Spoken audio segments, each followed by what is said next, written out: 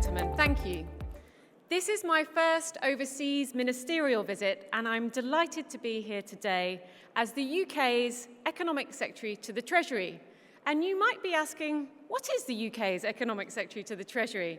It is a job title which is confusing even back at home. I am responsible for the UK government's financial services sector and strategy, which is an engine of growth of the British economy. Here in the UAE, in just the last decade, the UAE has doubled the size of its economy, which is truly impressive. And in the last few decades, it has become a leading financial services centre, consistently ranking as one of the top 20 in the world. Investopia was launched by the Minister of Economy, His Excellency Al Mari, in 2021, alongside the Prime Minister of the UAE. And it has gone from strength to strength, hosting here in Abu Dhabi, Dubai, Milan, and of course, last year we were delighted to host it in London, and it was a huge success. And each year it has facilitated global collaboration between investors, business leaders, and governments to accelerate economic growth. We value the strong bilateral relationship between the UK and the UAE, which is why I am here today, and indeed why our Prime Minister, Sir Keir Starmer, visited in December. The UK government's #1 mission is to deliver sustainable economic growth. It is the foundation of everything else we hope to achieve as a government in the years ahead. We are not unique in this pursuit of economic growth. A strong economy is the most powerful tool a nation can have. The UK has great strengths, like our history, our language, our legal system, our world-leading universities, and of course, our time zone. In London, we have one of the world's leading international financial centres, and we are the global leader in foreign exchange trading, international debt issuance, and over-the-counter derivatives trading. We have some of the strongest and deepest capital markets in the world, and the London Stock Exchange is Europe's top exchange for raising equity capital, raising more capital last year than the next 3 European exchanges combined. We are the leading Western country for Islamic finance and the first Western country to have created an ecosystem for Islamic fintech.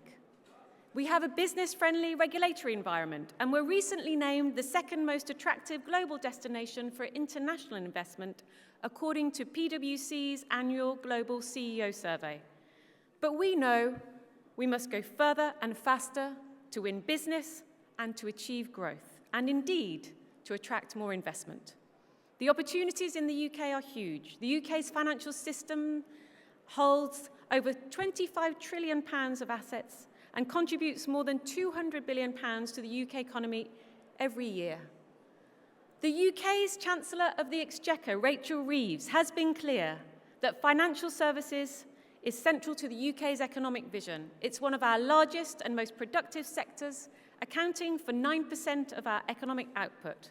But we want to see the sector carry on growing. So I am leading the development of our 10-year financial services strategy, which will be published later this year, and which will remove barriers to growth and investment and ensure the UK remains one of the most attractive places to invest in the world. In addition, we are forging ahead with deep planning reforms to unlock investment in new homes, vital infrastructure, and clean energy. And in my previous ministerial role, I forged ahead with our landmark pensions reform to create pension megafunds, or indeed, as the title of this conference, which I am going to copy, I think, mega forces. And we have launched the National Wealth Fund, which will catalyse over £70 billion of private investment. And the international business community has responded to our efforts with £63 billion committed at our annual International Investment Summit in London last year. Financial services firms are international, highly mobile and competitive. The global economy relies on this, and indeed it thrives when financial services and markets are open and connected. Britain is at its best when we maintain strong and deep relationships with key international counterparts like the UAE, which is why this is my first ministerial international visit.